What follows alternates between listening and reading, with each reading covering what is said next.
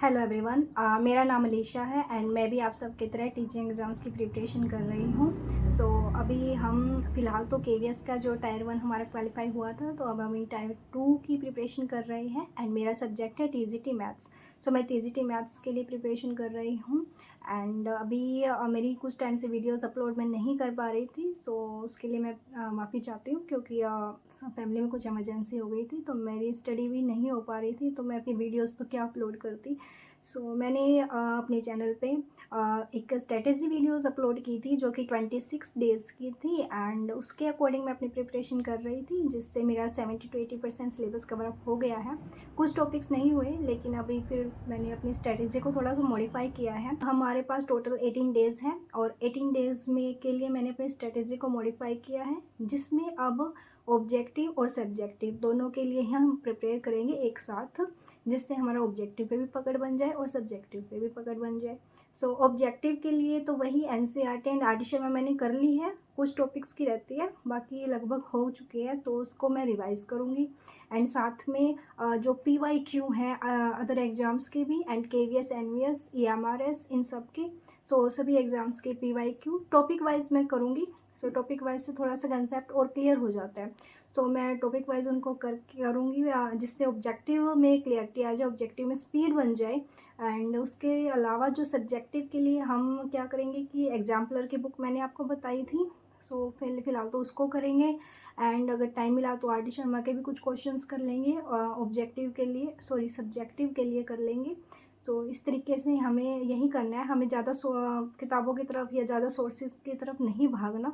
जो हमारे पास है उसको ही थोड़ा अच्छे से हमें करना है, ताकि हमारे वो माइंड में रह जाए। क्योंकि एग्ज़ाम टाइम में क्या होता है, हम ना एक बार सारी चीज़ें कर लेते हैं और जब क्वेश्चन हमारे सामने आता है तो हमें लगता है कि हाँ, हमें ये आता है और हमने मतलब किया हुआ है ये क्वेश्चन, ऐसा हमें फ़ील होता है, लेकिन हम उसको प्रॉपर नहीं कर पाते सॉल्व, और फिर बाद में आके देखते हैं तो काफ़ी बुरा लगता है। मेरे साथ ये हो चुका है। हम रिवीजन पे ज़्यादा फोकस करेंगे, ना कि अदर सोर्सेज पे या नोट्स बनाने पे। इन चीज़ों पे हम थोड़ा सा कम फोकस करेंगे।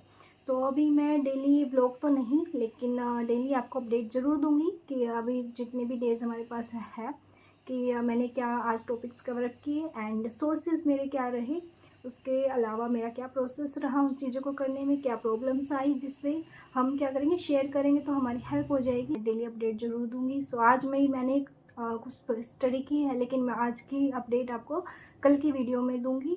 कल मिलते हैं and thank you for watching. आप जुड़े रहिए चैनल से एंड कोई भी अगर आपको सजेशन है तो ज़रूर दीजिएगा आप कमेंट में। All the best for your exam and हम अच्छे से मेहनत करेंगे और सिलेक्शन लेना है अब की बार, तो हमें अब पढ़ता है। और अब की बार मैंने ये भी डिसाइड किया है फ्रेंड्स, ये नहीं कि मैं 7 घंटे पढ़ूँगी या 8 घंटे पढ़ूँगी, नहीं, अब मैं ये टाइमर नहीं लगा रही हूँ। मैंने सिर्फ ये किया है कि 18 डेज़ हैं और 18 डेज़ में जितना भी हमारा सिलेबस है उसको रिवीजन वाले जो टॉपिक्स हैं उनको सब्जेक्टिव में का उनका पोर्शन करना है, और जो पेंडिंग सिलेबस है उसको भी साथ में लेके चलना है। लेकिन अब क्या है कि हम इन चीज़ों को करेंगे, तो मैंने कोई टाइम बाउंड सिर्फ ये किया कि 18 डेज़ में करना है, ये नहीं कि सुबह ये या दिन में ये, ऐसा कुछ मैंने मेंशन नहीं किया।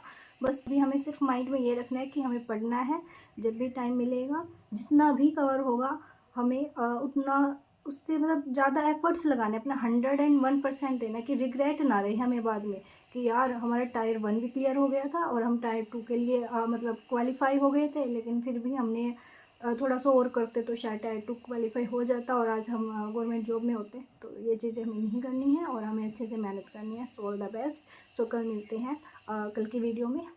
Thanks for watching.